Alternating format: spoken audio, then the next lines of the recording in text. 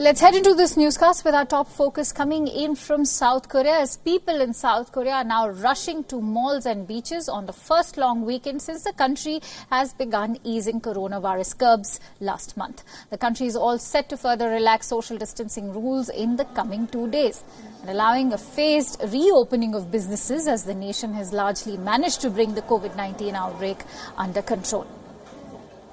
Widespread testing, intensive contact tracing and tracking apps have enabled South Korea to limit the spread of the virus, and rather than relying on the lengthy lockdowns adopted by most of the countries.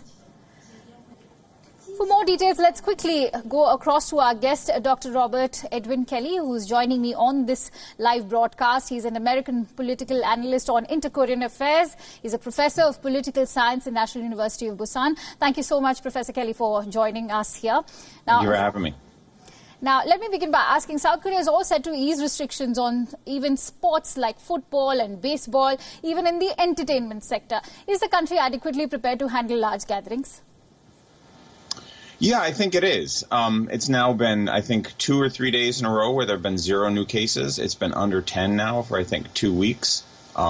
You certainly see all the suppression mechanisms everywhere. The schools are still closed. If you step into an elevator, you have to wash your hands. If you enter a building, you have to get temperature checked. I think a lot of that stuff will stay, so that, if you go back to work, for example, you're still going to get checked. And so I think this is something of an experiment. But, it's been pretty under control now for, I would say, a good 3 weeks. I mean, it's not like it was, 6 weeks ago when you were afraid to go outside. So I think this is an experiment. And if it surges back, I think the South Korean government will pull back pretty quick.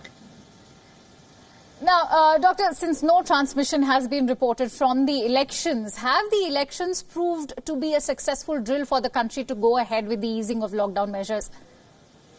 Yeah, I think they have. I mean, broadly speaking, the lockdown or the election has been considered to be pretty successful. So I think that, as a dry run, if you will, as sort of like a practice test of what it would be like if you had, say, I don't know, churches opened or races or something like that, or, like a soccer game or something like that. My sense is that's probably what they were thinking. But yeah, it's worth pointing out that the election was actually pretty layered up. I mean, my wife is a Korean, and she went and voted, and she had to wear gloves and all that sort of stuff. It's not like you just walked in there. I mean, the social distancing and the rules were actually pretty strict. Great. Doctor, regarding Asian economies now, including those of China, Singapore and South Korea, as corporate debt is rising fast as the pandemic has hit revenues, what are the sectors hit the hardest in South Korea, and how's the government resurrecting its staggering economy? Yeah, I think it's probably similar. I think it's similar to what a lot of other countries would say. I mean, tourism has taken a big boost, right? I mean, a big hit because nobody's flying anymore. The airlines are all a mess. 2, you're actually seeing a major merger in Korea right now that's sort of being discussed a lot in the newspapers.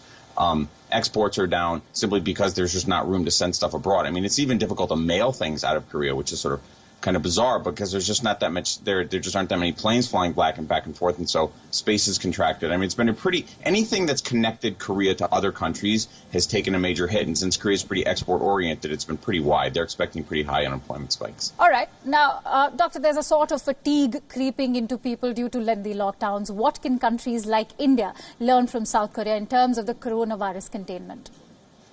That it's going to take a long time. I mean, I get asked this a lot. I'm an American, so I get asked this a lot in the United States, which has seen sort of these protests against the lockdowns. Right.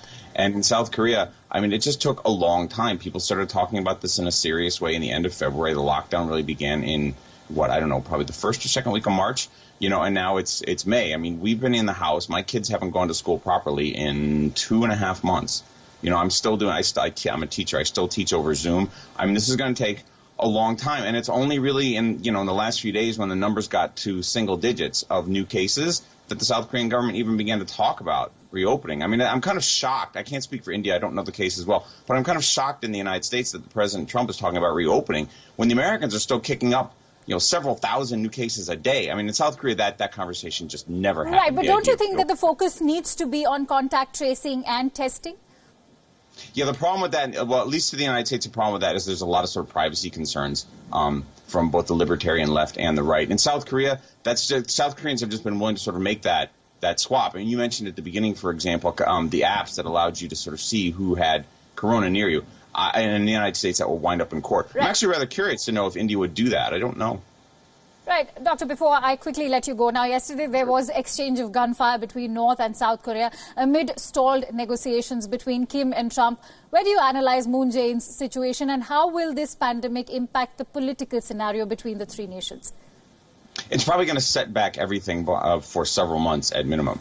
If Corona gets into North Korea, which it probably has because it's gotten in everywhere else, that's going to distract the North Koreans really badly. North Korea doesn't have anything like a modern healthcare system to deal with this. So if it does get in there, there's a very serious possibility that it could really fly around the country very rapidly. A lot of people think that's why Kim disappeared for 3 weeks, that he was sort of ducking Corona. I would imagine that there won't be any serious meetings or any serious conversations between the three parties until this thing gets under control, maybe in by August. But right now, everything's just sort of frozen. Truly unfortunate how this has been a waste of effort. But thank you so much, Dr. Robert Kelly, for joining us on this broadcast.